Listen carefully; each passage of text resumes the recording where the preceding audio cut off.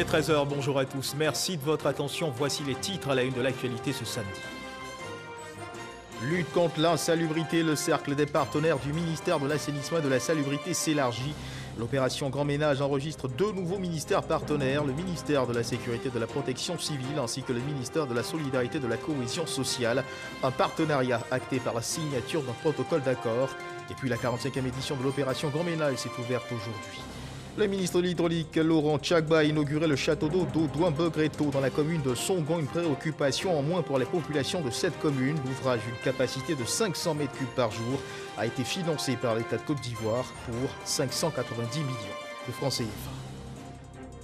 Au Ghana, la campagne électorale pour la présidentielle s'achève ce samedi. Les candidats, eux, sont au contact des populations. Les 2 rivaux à la présidentielle, Nana Akufo-Addo et John Dramani Mahama, ont signé un pacte de paix. Objectif de ce pacte, éviter des violences électorales lors du scrutin de ce lundi 7 décembre 2020. Voilà pour l'essentiel.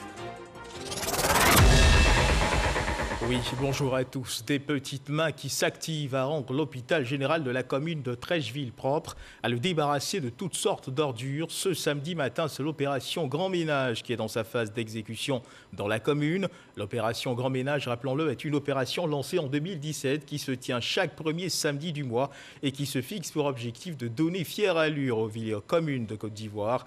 À travers des actions de salubrité, 3 ministres du gouvernement étaient présents à cette 45e opération de salubrité.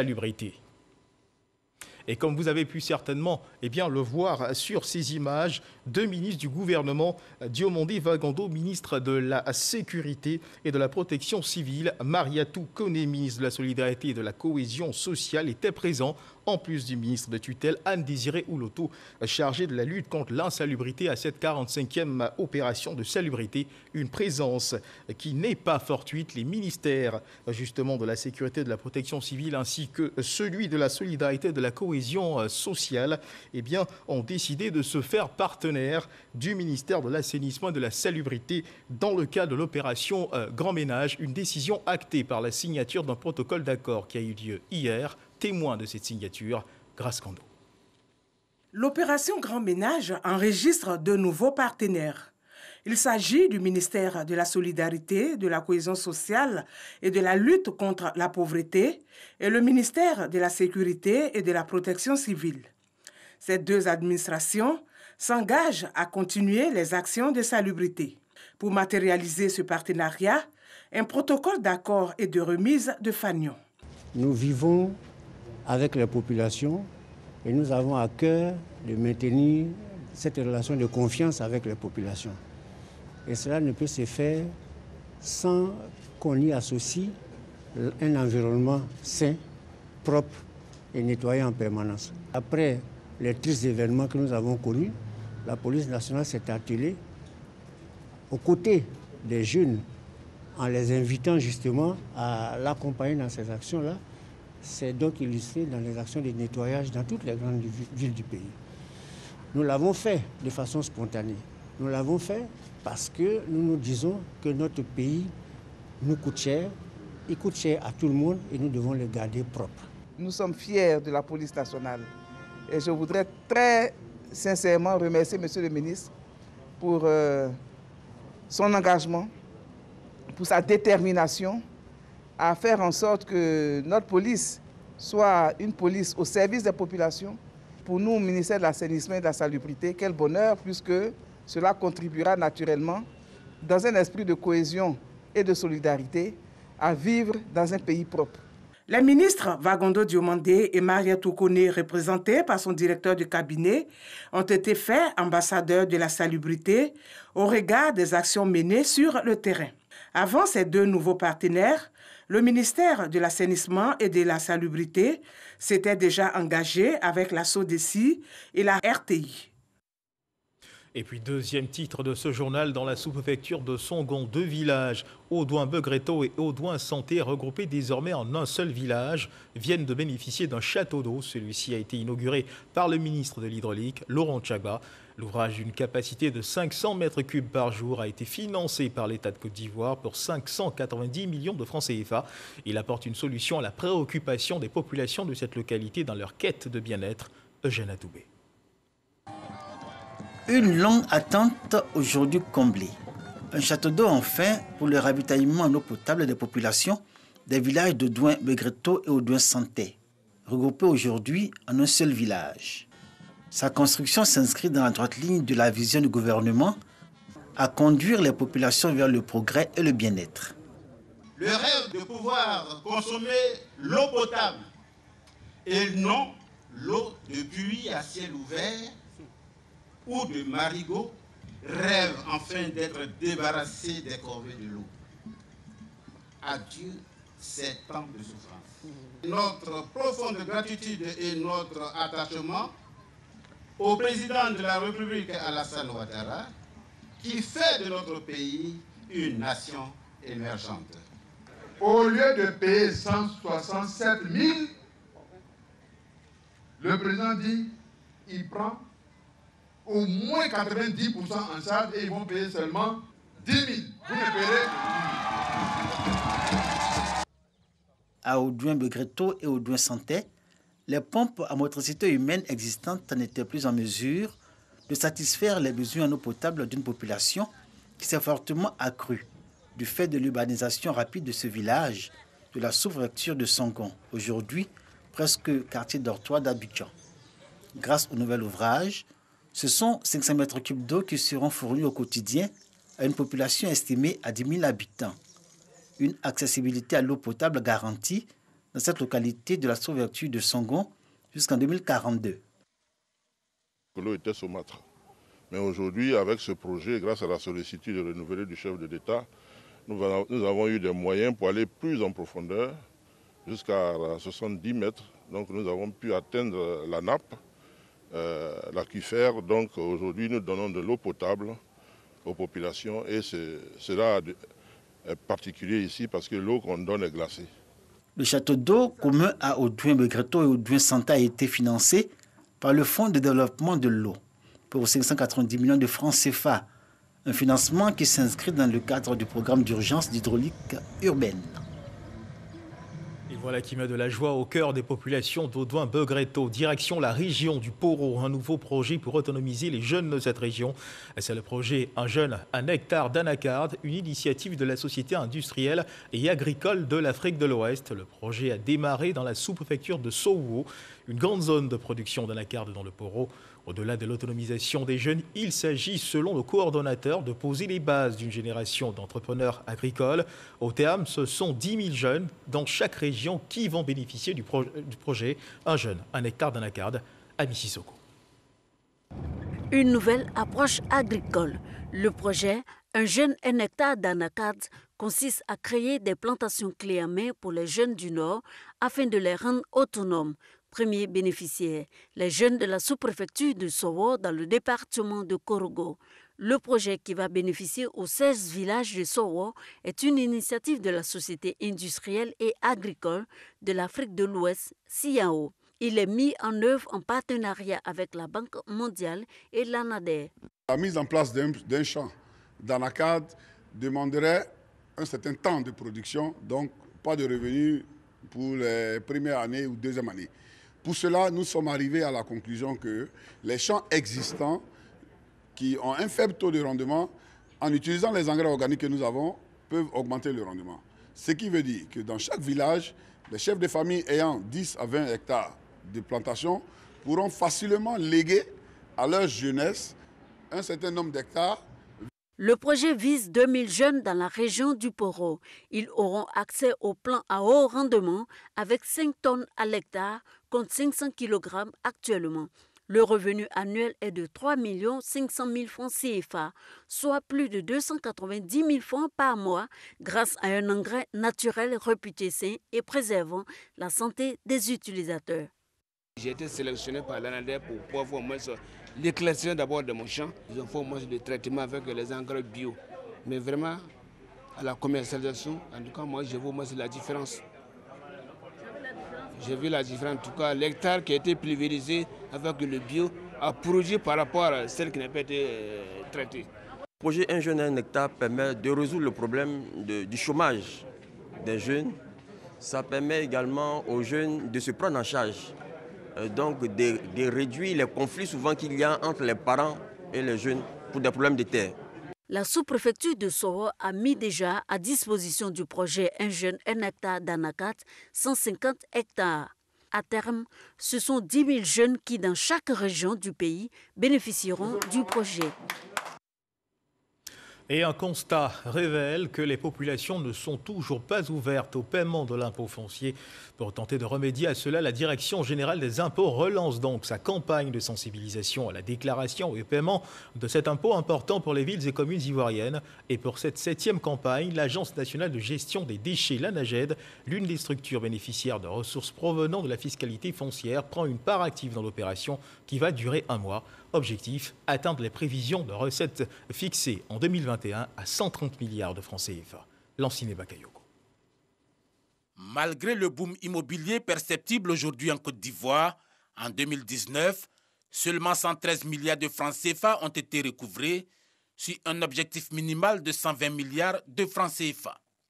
L'administration fiscale qui veut faire de cet impôt foncier une niche leader a donc engagé diverses actions destinées à élargir l'assiette. Je pourrais citer entre autres actions le déploiement de la solution e-Cadastre pour identifier et géolocaliser toutes les parcelles non encore déclarées par les propriétaires fonciers. Le projet de renforcement du cadastrage pour l'amélioration du cadre de vie et de la gouvernance foncière des villes de Boaké et San Pedro. Une quote-part des ressources collectées, notamment celles tirées sur le patrimoine foncier, est orientée vers l'Agence nationale de gestion des déchets.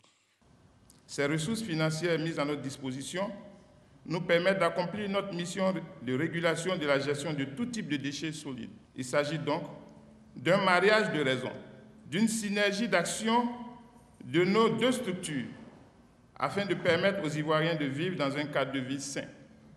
Depuis 2016, le gouvernement a engagé un certain nombre de réformes au profit des contribuables, en termes notamment d'allègement et de facilitation des conditions de paiement de l'impôt foncier. Ces réformes se sont traduites notamment par l'abaissement du taux de l'impôt sur le revenu foncier, qui est passé de 4 à 3% pour les personnes physiques, le taux de l'impôt sur le patrimoine foncier, qui est passé de 11 à 9% pour les personnes physiques, de sorte que les taux cumulés, qui étaient anciennement de 15%, ont été ramenés à 12% pour les personnes physiques. Pour 2020, près de 2800 milliards de francs CFA sont attendus des impôts. La contribution de l'impôt foncier devrait s'élever à 130 milliards de francs CFA. Et mesdames et messieurs, l'actualité, c'est aussi cette saisie opérée par les services du ministère du Commerce des produits alimentaires périmés, friandises, boissons non alcoolisées et autres ont été saisis dans la commune de Marcory par une équipe du ministère du Commerce. Le coût de la marchandise saisie est évalué à environ 100 millions de francs CFA. Les propriétaires de cette marchandise illégale courent toujours. Ils sont activement recherchés par les autorités compétentes pour répondre de leurs actes. Et si la confiance n'exclut pas le contrôle, le respect des mesures barrières n'empêche pas de redoubler de vigilance car la Covid-19 continue, hélas, de se propager.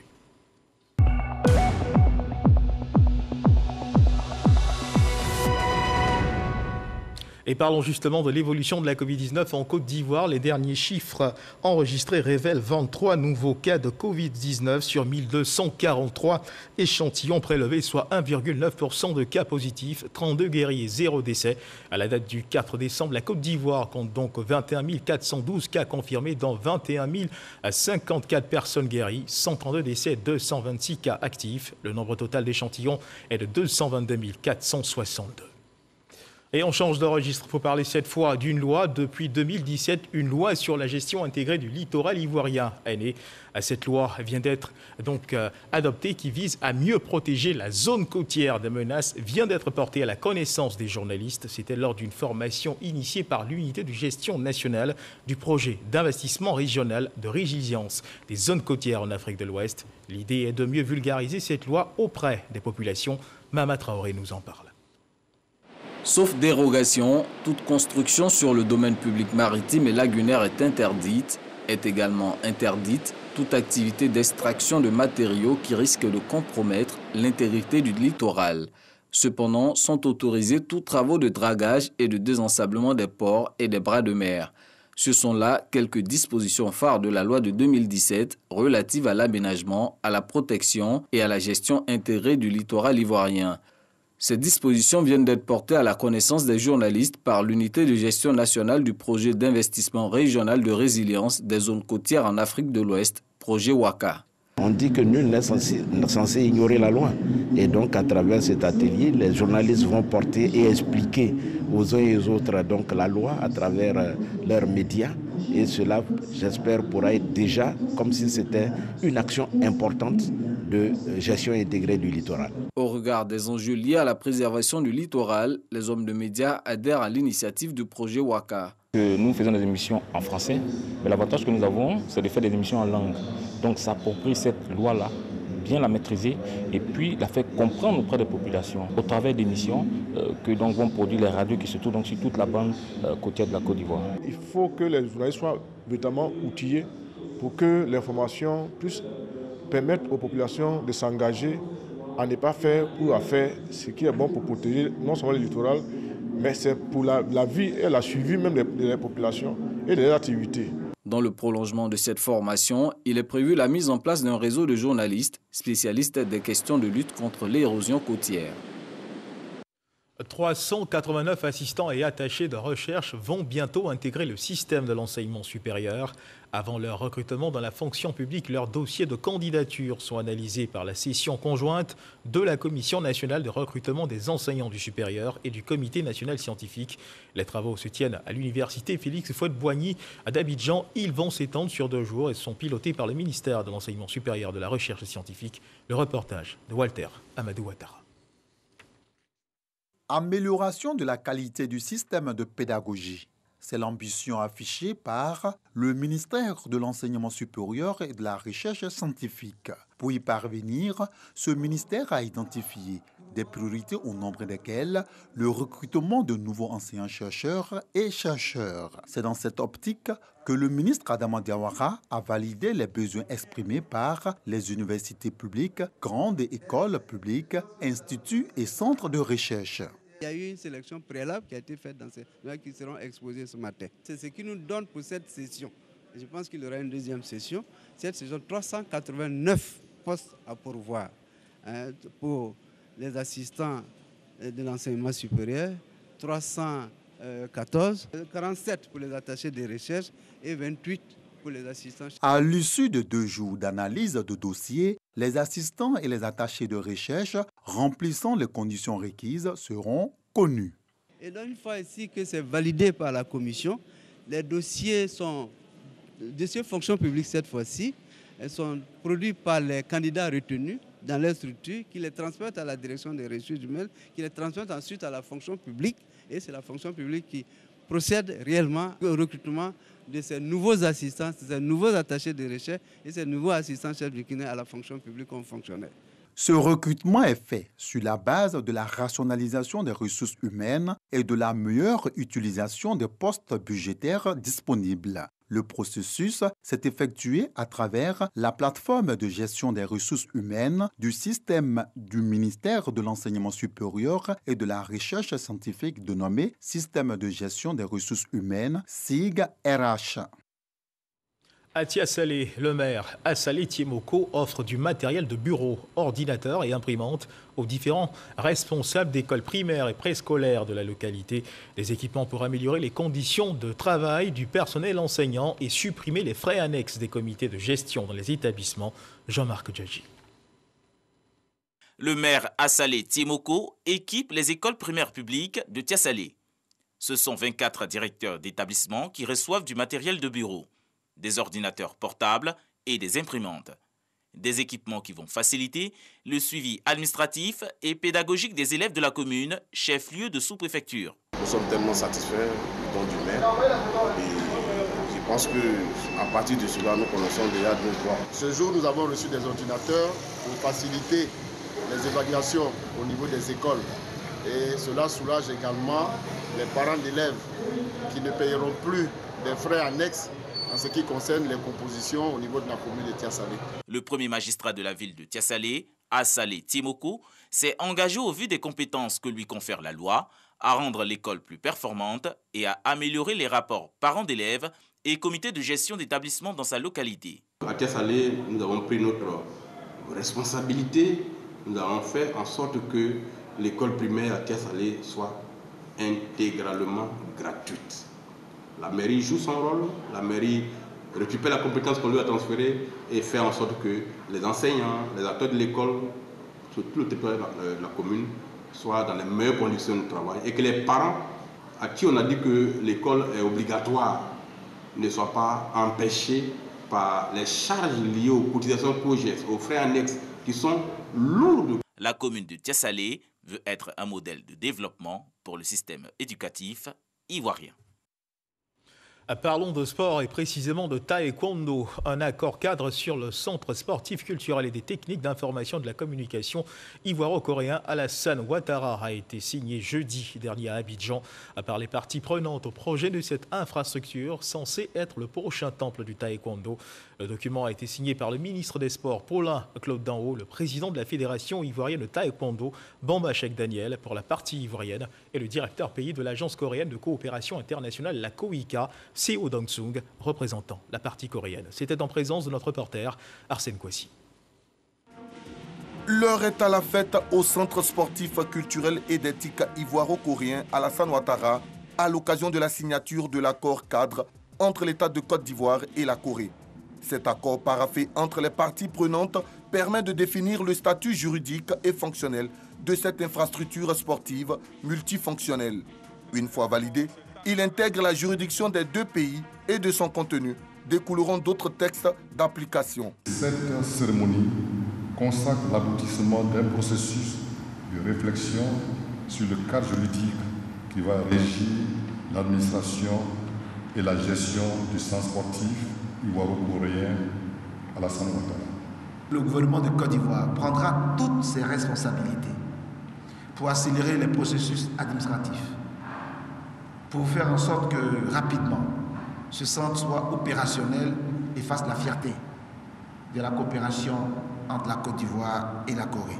De son côté, le représentant de la partie coréenne se félicite de l'une des étapes devant aboutir à la livraison de l'édifice. L'accord cadre est l'une des premières étapes qui mèneront à l'inauguration officielle du centre. Financé à environ 7 milliards de francs CFA, ce joyau architectural socio-sportif, bâti sur une superficie de 8 824 mètres carrés et achevé à 99%, est un don de la République de Corée. Au-delà de sa vocation sportive, ce centre servira de cadre de promotion de la culture et d'initiation aux technologies de l'information et de la communication. Autre temps fort de la cérémonie, la distinction du ministre des Sports Paulin Claude Danho, élevé au rang de ceinture noire 5e dan. Symbole de la fraternité entre la Corée et la Côte d'Ivoire, ce centre sera inauguré en 2021 en marge de la célébration du 60e anniversaire de l'amitié ivoiro-coréenne. Voilà un reportage de Arsène Kouassi commenté par Silver Esso, tous deux de la rédaction sportive de la RTI. Au rassemblement des oufouettistes pour la démocratie et l'appel RHDP ont réagi au Parti socialiste français qui, dans une correspondance en date du 1er décembre dernier, adressée au ministre français des Affaires étrangères, s'était prononcé sur la situation socio-politique en Côte d'Ivoire. Une réaction marquée du sceau de l'indignation. Je vous invite à écouter le porte-parole du parti, Kobena Kouassi Adjoumé. À travers son courrier, M. Olivier Faure invitait sans aucune pudeur M. Yves Le Drian à exercer des pressions directes sur le président Alassane Ouattara, dont il conteste la légitimité de sa réélection à la tête de la Côte d'Ivoire, afin de le contraindre à libérer immédiatement tous les dirigeants de l'opposition interpellés suite à la tentative de remise en cause de l'ordre constitutionnel au lendemain de l'élection présidentielle du 31 octobre dernier.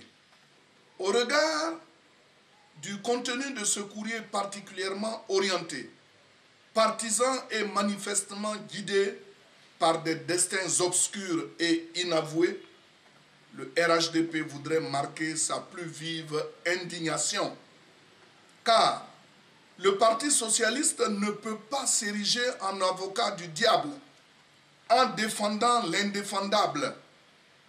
Il ne peut pas non plus cautionner l'inacceptable, c'est-à-dire la cause de ceux qui ont ouvertement et publiquement décidé de s'attaquer à la démocratie et au suffrage populaire en tentant par tous les moyens d'empêcher la tenue d'un scrutin démocratique. En tout état de cause, que M. Olivier Faure sache que la Côte d'Ivoire, sous le président Alassane Ouattara, a changé. Le pays avance. Il n'a rien à voir avec la Côte d'Ivoire des années 2000. Nous invitons M. Faure à faire un tour à Abidjan pour constater la merveilleuse métamorphose, une capitale en plein essor, à l'instar de tout le pays. En tant que libéral, le président Alassane Ouattara a fait du social et de la paix son cheval de bataille.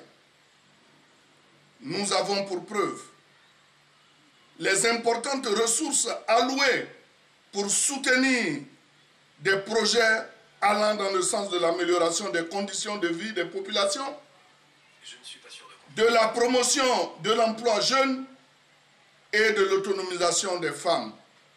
Nous invitons par conséquent le Parti socialiste français à changer les lunettes avec lesquelles il scrute l'actualité ivoirienne s'il veut voir les choses plus clairement. Voilà, à l'instant, Covenant Kwasi Adjoumani, porte-parole du RHDP. Direction le Ghana, pays voisin où la campagne électorale pour la présidentielle s'achève ce samedi. Les candidats à la présidentielle ghanéenne vont au contact des populations, des meetings pour convaincre les électeurs, tout en tenant compte de la cartographie électorale. Michel Digré et Barnabé Conan, nos envoyés spéciaux au Ghana, étaient dans les rues de Accra pour prendre la mesure de ces derniers instants de campagne. Reportage. À quelques heures de la fin de la campagne électorale, le mercure monte d'un cran sur le territoire ghanéen. La région de la Volta reste le bastion du NDC, principal parti d'opposition, tandis que la région Ashanti est le fief du NPP, parti au pouvoir. Les deux régions les plus imprévisibles sont celles du Grand Accra et du centre. À elles seules, ces deux localités constituent le quart de la population électorale des 16 régions. À majorité intellectuelle, ces électeurs votent en fonction des projets de société et c'est ici que les 12 candidats se disputent l'électorat. Pour le scrutin de lundi, il ne s'agira pas de faire des histoires, mais plutôt d'exprimer son droit de vote. Allez élire le candidat de votre choix.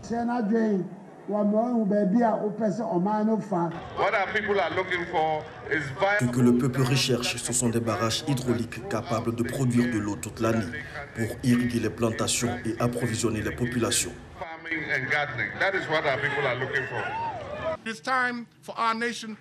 Il est temps que notre nation se lève pour entrer dans une nouvelle ère d'espoir et de justice.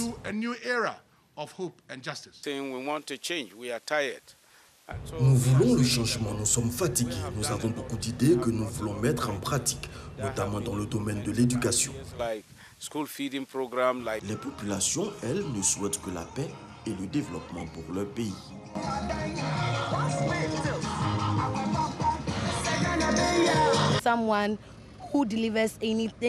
On veut un président qui tient des promesses et qui les réalise.